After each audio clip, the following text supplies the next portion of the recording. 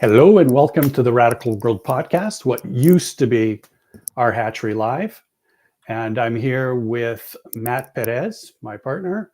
And today we have a conversation with Dr. Matt Marturano. Matt is, I'm going to get confused with all these Matts, but Mr. Marturano, Dr. Marturano is down in, where was that again, Matt? Costa Rica. Costa Rica, and on the side of a mountain. And we were having a conversation about that. Matt, I'm going to give you an opportunity to tell us a little bit about your background. But because this is the first show of the year where we're sort of saying we're changing the name, we're changing the format, I wanted to highlight a little bit about what's different, how we think we want to do this podcast. We've been doing it for quite a while, over a year, and we wanted to change it up to, number one, match the radical world movement that we're embarking on, but also to change the way that we engage with the folks that we want to talk to. We realized that we were doing interviews when we really wanted to have conversations, and so that's the mode today. Is not to get into an interview mode where we're just asking you questions, but getting into a conversation about this radical world that we all want to see. And how do we get to this radical world? And how do we understand the current world that we're in, the fiat world that we're in? And just before the talk, I told you a little bit about the lenses, the fiat lenses and the radical lenses. But maybe we can have a conversation about the work that you're doing and the world that you're living in, and how that relates to the radical world and also the fiat world that we've discussed. So welcome. Thank you. Good, sure. Thank you for having me, Matt and Jose. I'll give you a quick version of some background for me. So my education is actually, I'm a naturopathic doctor. I went to undergraduate school at the University of Michigan, and I earned a dual degree in philosophy and biology, and worked a lot then at the philosophy of science and such. And this was around this time the internet was really just emerging, and I was getting to be towards my last year and had no idea what I was going to do next. And went out there on the internet and learned a bit about naturopathic medicine, which I had never heard of before. And one of the things that really intrigued me was that there was a set of philosophical principles that were followed by practitioners, and first, do no harm is one of them, perhaps the one we've heard about the most. But the idea that there's some type of structure or format for I think you lost my video there. A structure or format for how to approach a patient in a way that we can actually understand them in a truly holistic manner as a whole person, and use that in order to make better recommendations for them. And in the same, so I practiced as a naturopathic doctor up until shortly before we left the United States, so around 2016 or so. And when I met my now wife Angela, she was working as a recruiter in the automotive industry in the Detroit area, and shortly thereafter was kind of when the financial crash happened, and they're pretty much all hiring in the automotive industry had come to a complete grinding halt. Mm-hmm. So so what happened is we're in a position where we're looking for anything to something that we could do, and that maybe put both of our skill sets together. And that's where we came up with the idea of Orchid Holistic Search. The idea is of holistic search is that we're not just taking the match between a job description and a resume in the way that a doctor might match up a diagnosis with a remedy, but that we're learning to see how we can envision a whole person inside of a whole organization. And what we found is that this results in much more sustainable hires. People are happier when they work for an organization, and then they're also happier when they leave, which I think leads us into the idea of now talking about kind of regenerative business practices, and specifically here, regenerative hiring practices, and the notion of the acknowledgement or acceptance that, not everyone's going to join a company and stay there forever, and that's okay. Um, and that when people are leaving an organization, they are the seeds that that organization has made, and those seeds go out. And if they're good seeds, then the essence of that organization spreads. And this is a wonderful thing, because if it's good, and if it's helpful for people, and it raises the bar all around. And for a lot of companies, they may not be using the term regenerative, but they have a reputation for producing good and great candidates, and Hmm. they don't shy away from that. They're not trying to maintain sort of an illusion of that they're the best fit for everyone forever, and that it might be totally fine to be at a company for some years and have that be part of your journey. So we've lost your video. I wonder if you wanted to try to get it back on again, since it's so early in our conversation here. Sure, let me take another shot at this. I'll come right back. Let's see if it turns on here.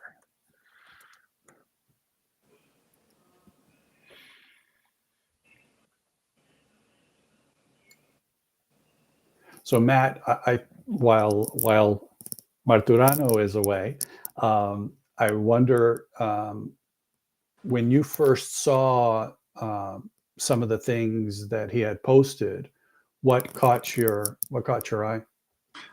To be honest, I don't remember, but it was the way he was saying it and stuff like that. And now that I know it a little bit more, I think it probably had to do with that people that leave are a good thing. And we didn't take advantage of that in our previous company, but we celebrated everybody that left. Everybody got a party, and we had cake and stuff like that. And that a lot of people talked very highly of our company, and a lot of people told us, well, we agreed to be interviewed like you because such and such said. And so that was the thing that caught my eye, I think. Awesome. So thank you. I'm going to just call you Doc, if you don't mind. That's fine. Sure. It's a lot easier than saying Marturano. Thanks for letting us know that, because that I always find it, when talking to somebody, if you don't know who they are and where they come from, it's really hard to have a conversation, because you don't know what it is that they're doing. What you just said, while you stepped away to resync your video, I asked Matt what originally piqued his interest about you and the posts that you were making on LinkedIn. And he can't exactly remember, but he says that it probably was more about the vibe than the things you were saying.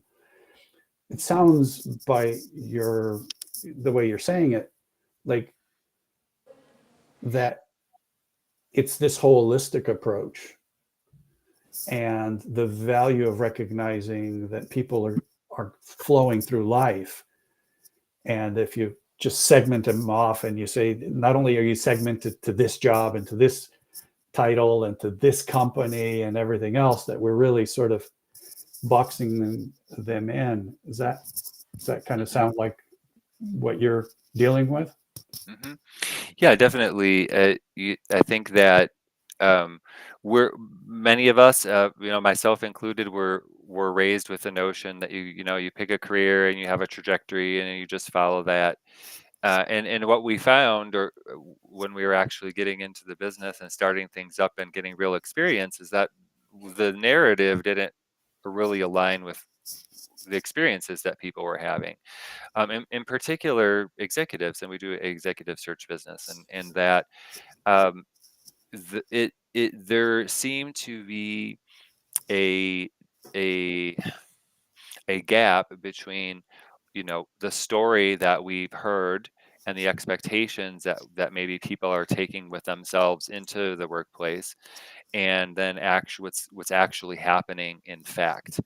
And I think we can see this a lot of times, even still, just in a simple way on on LinkedIn, where people are still feeling that they're being attacked by a hiring manager, with respect to uh, well, oh, I see that there was a gap in your resume or this year, even if it was in the middle of COVID or whatever. And it's like the idea that we have to explain every second of what's going on in our lives outside of it, or that we're not good candidate material, or maybe if we have a history and we saw that someone was at a different company and they left after 18 months.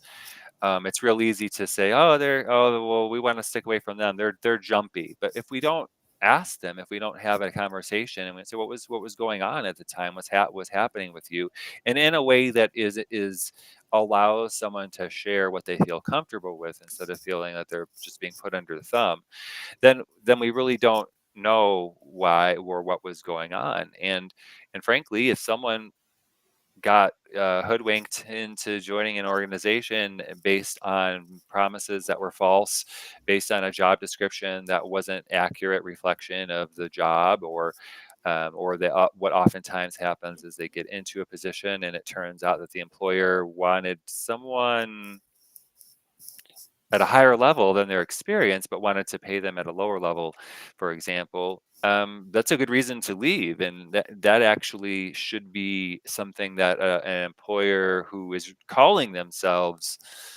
holistic or sustainable or regenerative, which we work in the natural products industry, so um, there's a lot of that.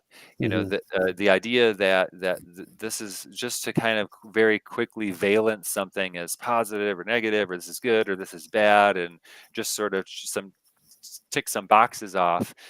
Well, that's not really holistic at all.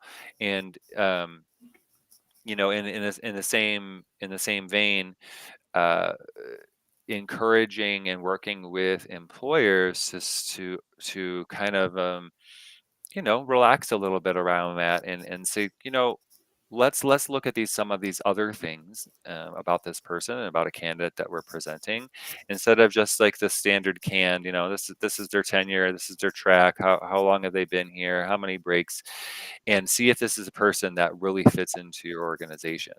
And to continue from there, one of the things that we've been seeing evolve over the last couple of years is this shift from culture fit to kind of a culture add approach to an organization. And what we found, and I think many people have found, is that when we try to fit someone into a culture, what we end up happening is creating a monoculture. And camera went down again. I do apologize for that. This is not a typical problem for my camera. Um, the idea that what we end up happening is making our organization a monoculture, and monoculture organizations don't produce good seed. And Exactly. and not only that, but if something happens to their monocrop, if a pest comes in, right, it's just the wrong one at the wrong time, the entire thing is decimated. Right. And because there's no resilience built into the system. Right. And I believe that a lot of reason that we don't have the resilience built into the system is because we're using the wrong metaphors from life. And Hmm. it does get back to this idea of we were talking a little bit before about the even the word radical and how it relates to the roots, um, in that. Oh, I lost my own train of thought. What was the last thing I said, Jose? You were saying that radical and relating to the roots and the fact that I think where you were going is if we're so disconnected from ourselves and disconnected from the structures, the holistic view of of nature and ourselves, that we have these different, we use the idea of the lenses, right? I mean, we Right. talk about the fiat lens, and the question that I was going to ask you was like what you've just described.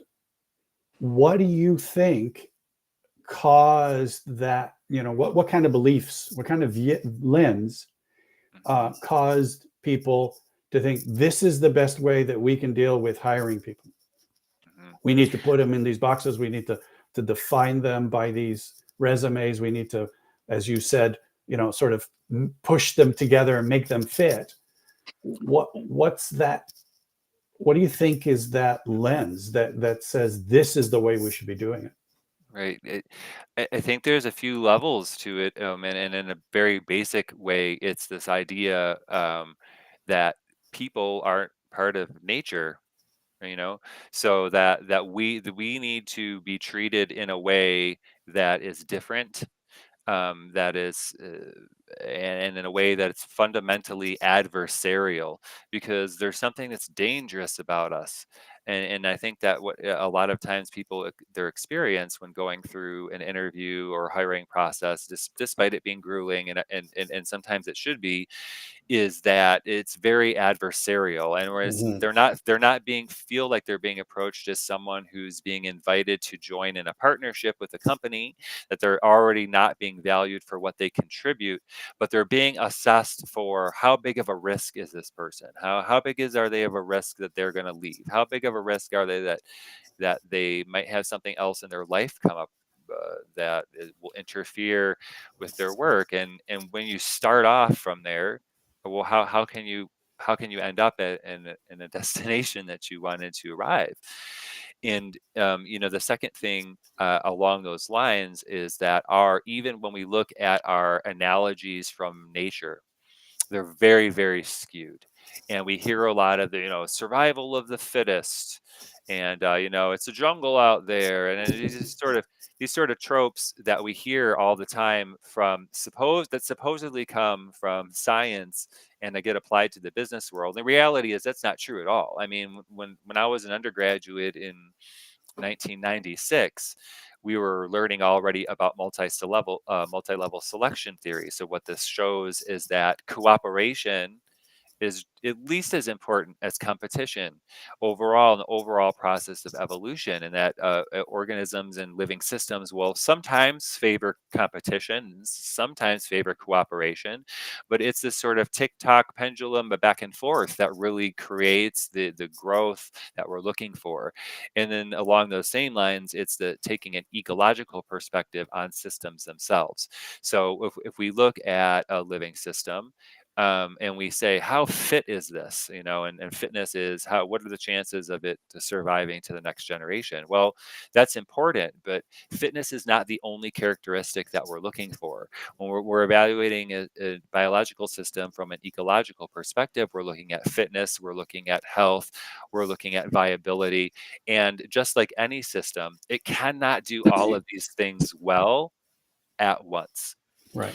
To make the system work, to make any system work, the system has to cycle through different functions, so that way the ones that it's been using previously get kind of rest, right? They get time to rest and regenerate, to sort of recoup some resources, do something else, and we focus over here for a while. And so what gets lost in translation when we try to apply this to business is that it's just all about the fitness, and those are measured by KPIs and sales and targets, and not that those things aren't important, but if we only focus on those things all the time, then the business is kind of doomed to failure eventually, or kind of maybe doomed to continue to be sold off and kind of consumed by another organization. It's doing the same thing, and I think we see this happening a lot. I like, for me, what you've just described sounds like we've built a lens of judgment and control, where we as those in power, whatever the power structure is. In the case of an organization, it's the company. Have the view that what they should be doing is judging whether people fit or don't fit, and also controlling that relationship. That's to me, what you've just described is sort of this fiat lens of our role is to be in charge here, to judge these individuals as whether they qualify or not, fit or don't fit, good or not good. It's actually simpler than that. The question really is, when you're interviewing somebody in the old way, can these people, are these people docile enough, this person is docile enough to make me money? That's it. And then come to collaboration or competition and cooperation and all that stuff.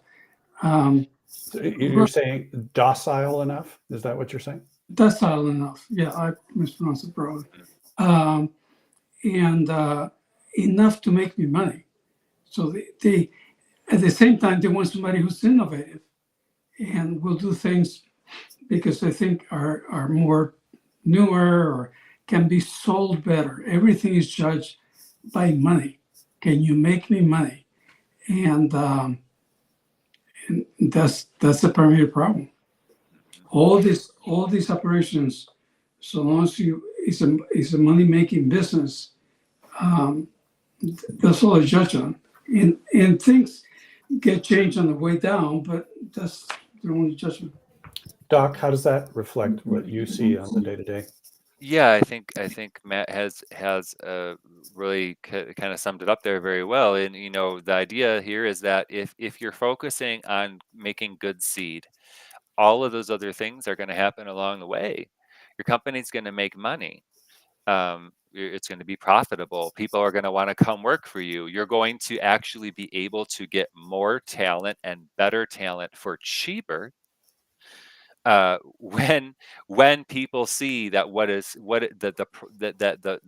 the product or the service of your company is not the end that's attempting to be attained here, it's actually if you're focusing on how to help people grow through that journey, then all of these other things just sort of take care of themselves a lot easier.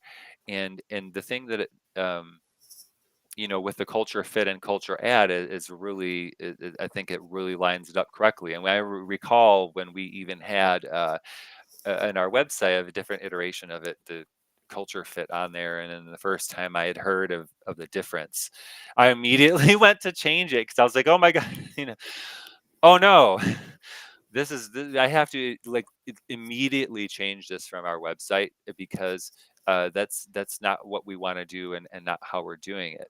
And I think this leads into some insights on value alignment that I could share here. And would you like me to dip out and reconnect the camera for a minute? So before I get into that? Sure, go ahead. Yeah, please. All right, I'll be right back.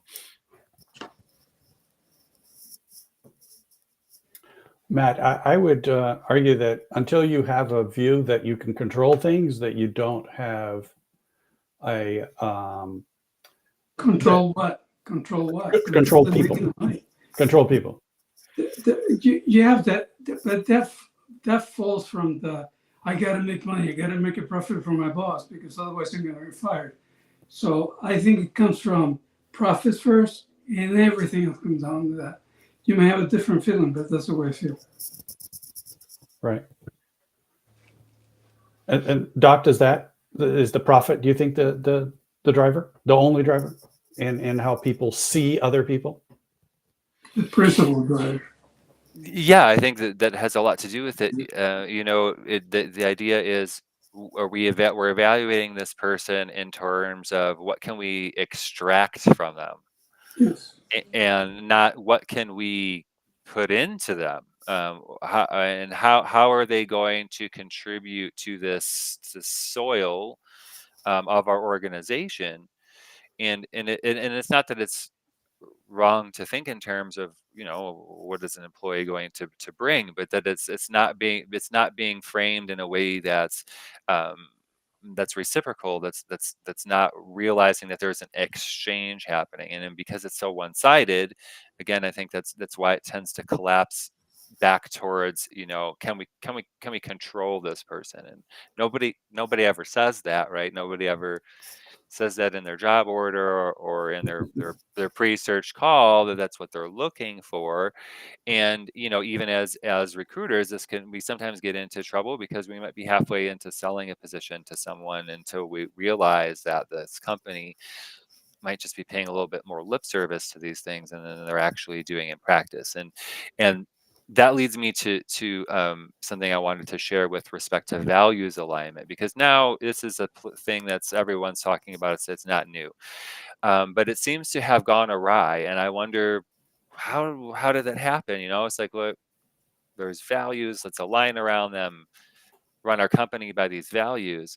And what I've discovered, for myself, is that a lot of times we end up aligning around values that are just very ephemeral. They might be great values, but they're just very vague. And in a lot of cases, if you dive into the definition of them, there's something that's either very subjective or very circular. And the issue is this creates a situation where if the context changes, so if suddenly there's a pandemic, or a financial crisis, or a war, or something else changes the external context, that value gets flipped. And we often see that what we thought the value was is now people are doing the opposite thing, and they may not apparently even be aware that they've flip-flopped their behavior while they're paying lip service to the same value. And in that respect, the values alignment, what I find is, if you want to align around values, we need to choose values that we can define in terms of behaviors, in terms of something that's observable, that's not a question. We need it to be able to point. It is a judgment of sorts, but we need to be able to point and say that is the value. And what this will do is it eliminates this sort of black box, man behind the curtain effect, where people are allowed to continue to pay lip service and say, oh, this and that, we're all about it, but their behavior, you're not sure. And what I've also found in terms of people being treated as threats is, if they come into an organization and they find out that there was a lot of lip service being paid to the values, and that the company is not following the values, and they start to speak out about that, then Right. they're immediately labeled a threat and a target. They're harassed and they're bullied and they're threatened, and this and that and the other.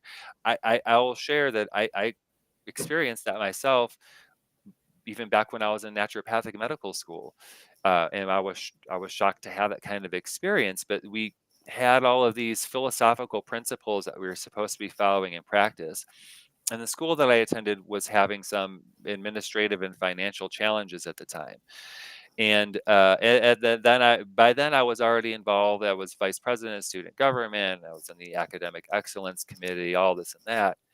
And one day, in the context of a whole school meeting with the president there and everyone else, I suggested, why don't we consider taking these philosophical principles that we are holding up and applying them to the administration of the profession itself. And of course, one of those is like, treat the cause, right? So like, what is really the cause of the problem that we're having here? um, and how, and then, prevention, like, well, and how can we prevent this in the future, instead of just constantly being reactive to what's happening? And I really didn't think it was that radical of a thing to say at the time. And yet, what I noticed from that point forward is I was edged out of the academic excellence committee. I was edged out of student government association. Every time there was a meeting from that point forward and I raised my hand, it was just kind of like, hello, hello, and just like looking past me, obviously, because someone was scared, I guess, that I might call them out or say something uncomfortable, and it's like, well, if you weren't if we weren't being hypocritical about our principles in the first place, then there wouldn't be anything to say about it. And I notice this a lot on LinkedIn when I make posts, and the reason sometimes I take a pretty harsh tone. I do use polemics. I use hyperbole. It's intentional. I only got so much space, but the reason is because I feel that I'm in the position now where I'm supposed to leverage my privilege to speak out, right? There's no one that's going to fire me. There's no one that's going to deny me a job or whatever for saying the things that I'm pretty sure are already on people's minds. And it's funny because oftentimes my wife Angela she really does most of the hands-on recruiting, and she goes to trade shows such, and people will come up to her on the floor and be like, "Oh, I'm such a fan of your husband's posts," and she'll tell me, "Oh, so and so," and I'm like, "Who? I I never seen them. They have not liked or commented even one time." And I can't say that I know for sure why that is, but I suspect it's because people are so really terrified that Yeah. someone in the HR or their boss might see them engaging, and that they're going to be punished for it. And it's sort of like that's really why I kind of take a you know sometimes Yeah, take a an extra direct dig. dig at things. Yeah, exactly. Well, and I think part of what we do is kind of the same without, I hope, without being accusatory of the individual, because that's really not what we're trying to do. We think that the issue isn't the individual, but the lens that they've been asked to wear. Yeah. Right? We're born without these lenses. We're born seeing clearly. But then our mom and dad says, don't say that to the other people. We don't want people to know what's happening in our home. And the teacher says, yeah, you're not supposed to say those things in the classroom. That's something you keep out of the classroom. And the boss says, no, you can't do that at work. That's your private life. You can't do that here. And before you know it, we're all sort of caged by these lenses. And it's not something that we chose to see the world through. It's what was given to us. And those people gave it to us because it was given to them. Right? The intention here is not to say, oh, bosses are bad, companies are bad. They're just doing the best that they can within the lens that they're working through.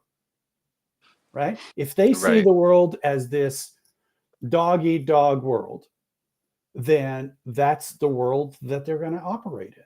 And that's Sure. how I hire people, and that's how I fire people. I mean, Google this week has laid off yet another 1,000 people or more. They're not even saying how many people they're laying off. This is an example of, the company that would do no evil has laid off 13,000 people in the last year. So much for do no evil, right? Like, there are ways for us to work with people that do not require that they be even employees, and we're advocates of that, of self-management or co-management and co-ownership as part of this radical awakening. It's that, right? It's recognizing that for us to be able to see a radical world, we need to have that radical lens, but that radical lens then brings about new ways of working together, new ways of seeing each other. And this it's not about saying we have to destroy the company, we have to destroy the hierarchy, we have to destroy the way we do, everything. No, that's just more force, and that's just going to keep bringing about more force. But how do we create new?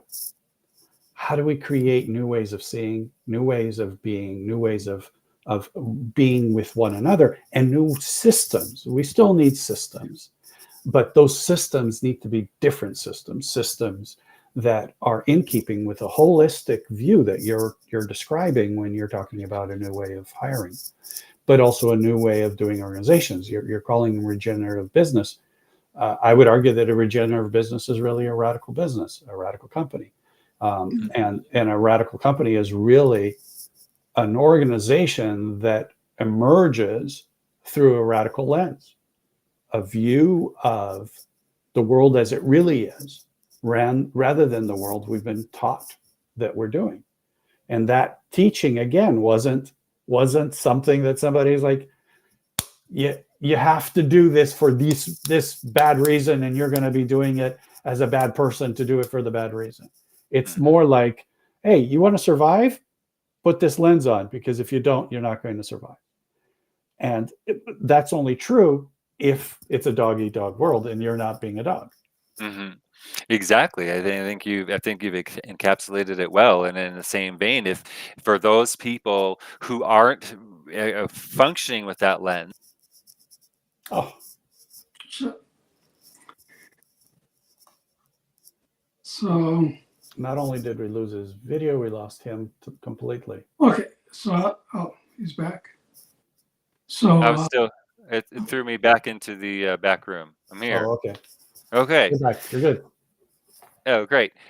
So yeah, there's just a lot that's unfortunately lost with that approach. And as you said, we don't need to kind of like take a torch and burn everything to the ground, but in the same vein, that this other like, well, this is what we've always done and this is what we always know.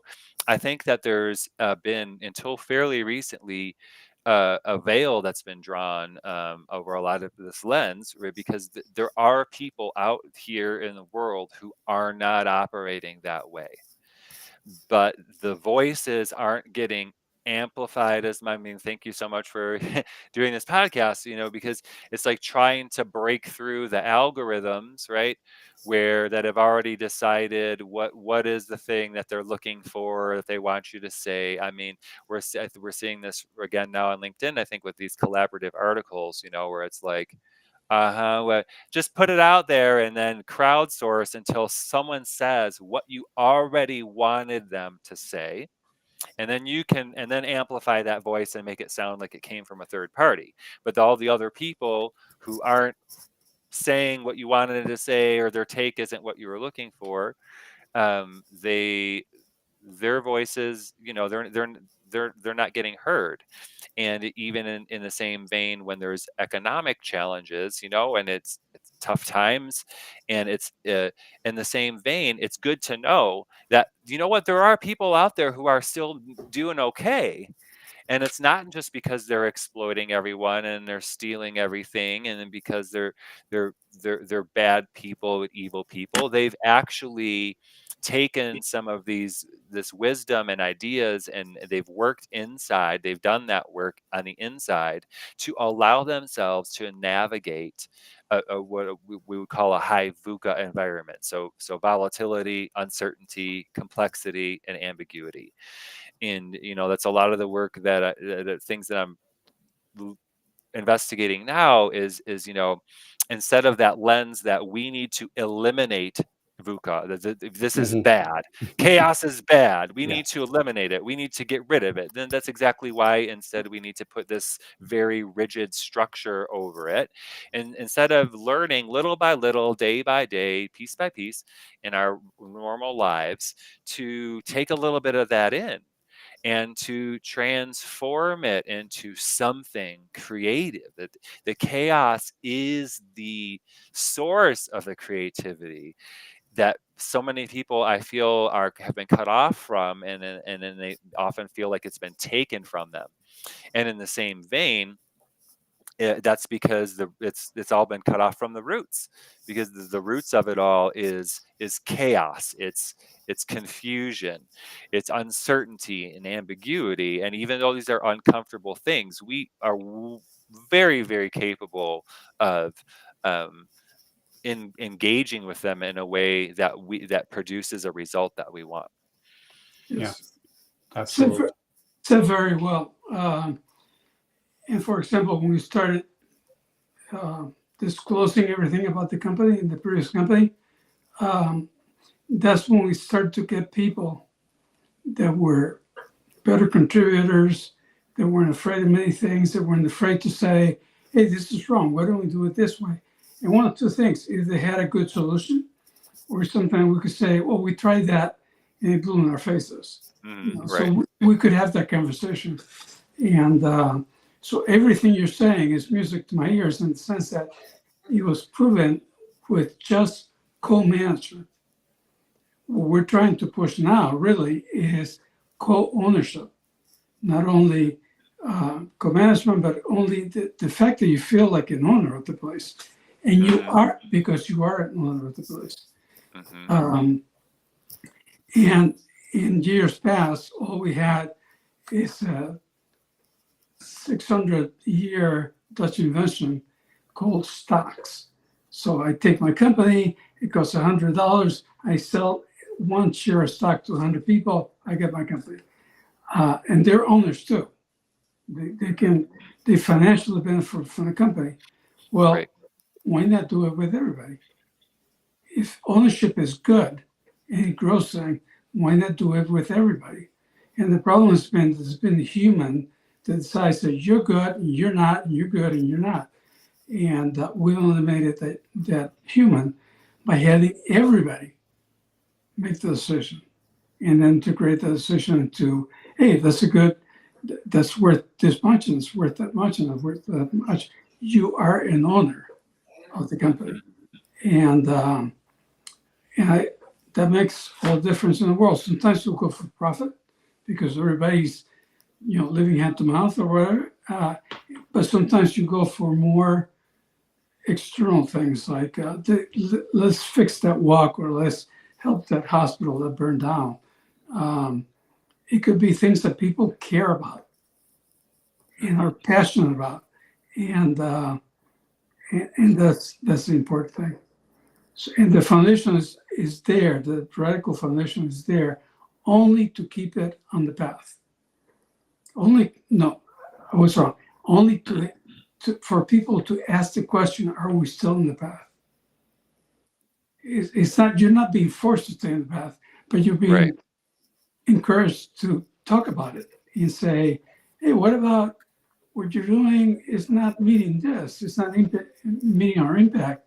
Well, that's because the situation has changed, which is usually the excuse I give you. The situation has changed and we have changed with it. Yeah, but it's not meeting our impact. Right. And then go from there. So, and because you're an owner, you can't be fired. You can't, that person will start giving you, recognizing your contributions, but you can't just, if everybody else recognizes that contribution, then one person, it's not a big deal. The problem now is the reverse. It's one person, it's all there is. If he says, I'm gonna fire you, I'm going to, I gotta cut your benefits because you're drawing too much benefits or whatever. That's it. That's the only person that can make the decision. Now it's everybody making a decision, and that's the big difference. What we're trying to do is at least elevate companies, and we make a distinction between businesses and companies. Bring companies at the level of the 21st century, and take advantage of the things that carry in your pocket, and stuff like that. So, yeah, I definitely can relate to what you're saying, Matt, and see that happening, in the day to day. Would you like me to try one more time, maybe get 10 more minutes of video here and pop back in and out, or keep talking? no, keep talking. Well, Just keep talking. what's that? I'd say let's try to, yeah, why don't you reboot? It's been pretty quick, so. Yeah, I can just come right back. Yeah, All right. I think that makes sense. Yeah. And what you just said, Matt, about the idea that there's that when we look at how we move forward in an organization from the standpoint of us versus the standpoint of the organization, it completely alters what it is that we're doing, right? If what we're here is to serve the company rather than serve ourselves. Well, serve the community that's making up the company. Yeah. Right. But what I'm saying is, in the case of me joining, say, Google, right? And Google says, okay, well, these are our objectives. And then they change their mind. These aren't the objectives anymore. And your role here is no longer valid. Right. I didn't choose what the objectives were initially. Right. I didn't choose the fact that we're changing our minds around what the objectives are. I didn't choose the fact that, an AI doing sales is going to be more efficient than me doing sales, which is the case today with the thousands that have been let go over the last couple of days. They're being replaced by AI to do the most of the sales. Well, they can't make as much money as the AI. Sorry? They cannot bring me as much profits as the AI can. Right. Because why should I pay somebody $500,000 when I can have an AI repeat, rinse and repeat? So my point was to follow on what Matt was saying when you were away, Doc, which was wrapping up as you stepped off, that when we think about holism, to use your terminology, when we add an organization and its needs as a separate entity from ours, the community, our internal community, external community, and life as a whole, nature as a whole, then those needs start to define a different level of behavior. Again, the lens comes down, right? And now it's okay to lay people off. It's okay to do the things that we do because it contributes to our mission and we're in control. We're the ones that need to do this, and this is justifiable, right? It's justifiable through this lens, right? The question then is, moving forward in this new way of organizing, new ways of seeing each other, new ways of having a regenerative way of building organizations and operating. Do you see that this new lens, this radical lens, is, you say you're seeing it everywhere. How prevalent is it? And what do you think needs to happen in order for those things that are manifesting themselves to become mainstream? How do we do that? Well, I think it starts, with these types of conversations that we're having right now, and it just even people seeing the conversation happen and how it unfolds, and seeing that there are different ways of approaching the situation. And then eventually we're going to need to have organizations that maybe take a little risk and try something different. And, it may not all work out, but one of the things I think about, for example, is just the organizational structure. If we're going to go back to the idea of the seed dispersal, and getting back to Google, like maybe if you laid 1,000 people off, is there nothing for those individuals that your company is offering to help them find their next step? You see, you like, why wouldn't you do that? It it would can only benefit your company to do that, because then those people are going to go wherever they go next, and then their experience with you is not going to be just a terrible disaster. But And but it's even to say that, I'm sorry to interrupt you, but even to say that puts us in that lens where we say that the company has control over you, that you're not part of the decision making process, you're not part of oh, the sensing process, you're not part of the reacting process. You are a pawn in the company's game, and that in itself seems completely torn from the reality of holism. Like what where did we come up with this idea that we can play a game that is separate from life? Like that this game is over here, we get to play it, we get to fire people, hire people, do whatever the hell we want. And those people, like, you know, we've essentially farmed ourselves, mhm. right? We've farmed us. We talk about farming animals, we talk about farming plants. We have farmed us, and we're harvesting us at the risk of not only destroying ourselves as human beings, our health and our lives and our future as human beings, but all of life. Because, you know, we're screwing up bad enough that we could destroy all of life here. Mhm. So how is it that we think that this lens is serving us? Like, how is this lens serving us when we see that individuals are being treated no better than a chicken or a hog in a farm?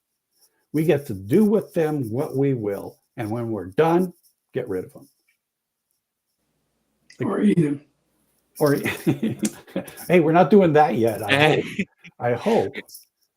But Uh, am I? I mean, I get so passionate about this. Am I wrong here? no, no, I don't think so at all. And what I was saying earlier was like, even if you're gonna be like that, do something, right? But we don't have to do it that way at all. And the thing that I think we're getting stuck on, and I wish I had the answer, and I'm still working on it, but there seems to be like a sort of a retcon, like a retroactive continuity with a narrative, because when you, at least when I have engaged with or attempted to engage with people on this, it's sort of just like, well, that's what we've always done. That's what it's been like since forever. And when I go and I look at forever, and one of the things that I've been using AI for is actually to try to break through this shell. It's not easy, but the information's out there, that no, this is not how it's always been. This is not the only way that people have ever acted. This isn't just the way of the world. It's not the law of the jungle or this or that or the other. This idea was invented at some point, that still seem, at least to me, a little bit obfuscated. These ideas that we're just taking as for granted as, oh, wait, this is just how it works. This is the world, and it's like, no, that's just a story. So that, we see this a lot of times, for example, with very extreme forms of nationalism, when someone's digging into the history books, and then they want to find and cherry pick something that justifies this entire fabrication that they have about a pure people who lived in a pure land and spoke a pure language. I think, and not that I want to get super political about it, so we'll shift to the language part. The state global standard has been multilingualism since forever. Since forever we've had language. Most people in most places speak multiple languages, and therefore just the idea that like there was a people that only spoke one language somewhere in some isolated little box where they lived, that's not true. And along the same lines, we project this back into history, and we've all learned, that, well, the Chinese were over here, and the Sumerians were over here, and the Egyptians and the Indians, and these were all separate cultures. They were all in their little boxes. And by the way, they all bootstrapped themselves up right out of the dust, fully formed with religion, administrative systems, politics, philosophy, art, uh, weaponry, clothes. It's just one man, usually one man, popped out of nowhere and just created this entire civilization. And it's like, how did we even come to believe that? But not only that, but now we know that it's not true. It's just not true. We know, and I put these posts up when I find them, that there was an intercontinental trade network throughout the entire Bronze Age. There never was these little separate civilizations that were all isolated from each other that we looked. And so that's an example of how we project into the past, right, what we wanted, the story that we keep wanting to tell, and then we use that as a justification for why there's just no other story to tell. That's all there is. We didn't make the world. That's how it was.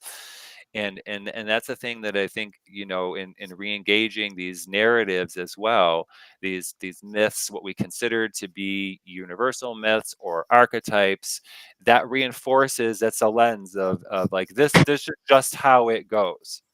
Right. And that's not true. And that's the thing, when we adopt this lens, as it's given to us throughout our lifetimes, as we adopt the lens, we don't know that it's a lens.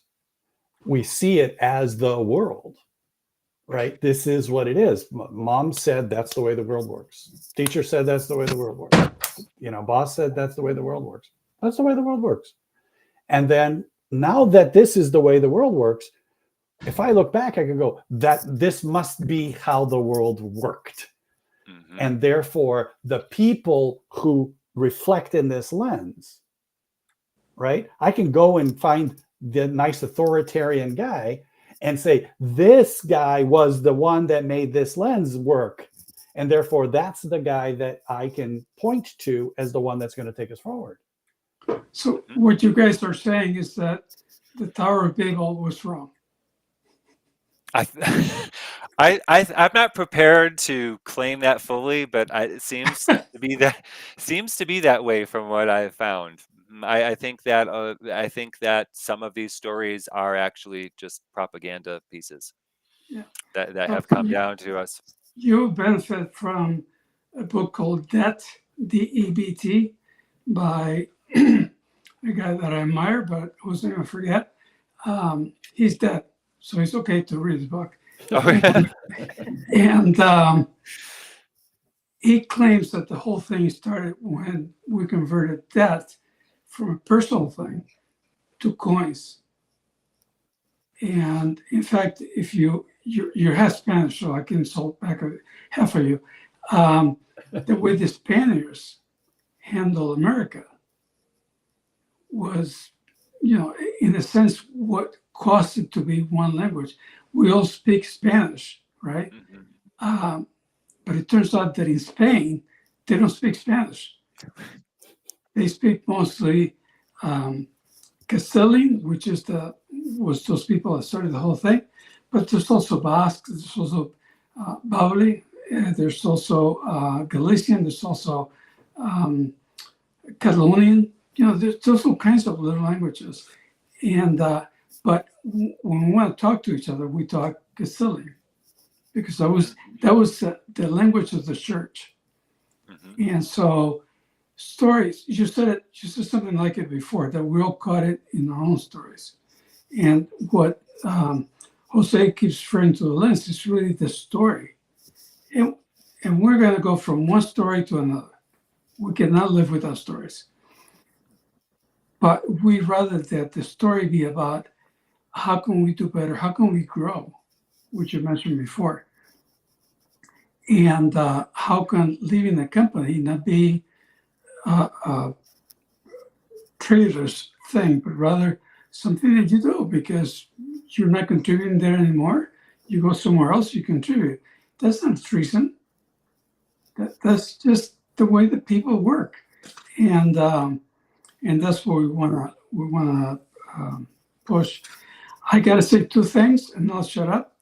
One is next week we're having Lacey Benton. She's founder of Liberty Mind and a Semco style Pathfinder.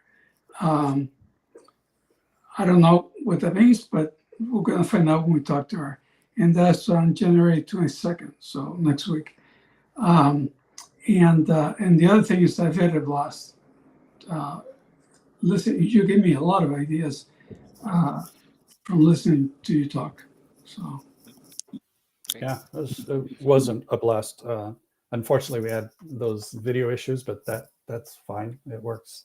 It works nonetheless. We were able to have the conversation. I'm glad.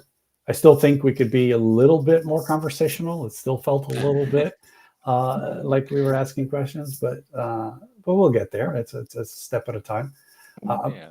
You know, this was our first in this format. Love to invite you, one, to join Radical World and to be part of this, helping develop this language, helping develop this narrative, helping develop and re-emphasizing this story, because this isn't our story. This is humanity's story, and we have to all work on it together. And how do we, help ourselves and others flip the lens, because it's not so easy to do, right? Even though you know that you need to flip the lens, you can't always do it, and you're not always doing it. also a lot of this. Yes, there is. There's a little peek out. Yeah. Yeah, exactly. So yeah, we invite you to do that. We invite to keep you in conversation with us, and to continue the conversation. One of the things that we usually do post show, but I'm going to do it while we still have folks listening, is invite you to invite others to this conversation, either directly with us, or that you have the conversation with them, if that's something you would like to do. Okay. But to have this conversation and continuing to build on this conversation together, for the sake of being able to flip this lens as humanity, not as individuals. And so thank you again for joining us. Thank you for the conversation, and I hope that you will continue with us down this path of building this narrative. Thank you. Well, thank you so much, Jose and Matt, for having me. And it felt very conversational to me, and it's enjoyable. I feel I'm coming away feeling that there is really something percolating here, that can produce a different outcome from what we've been seeing. So thank you for your work. Thank you.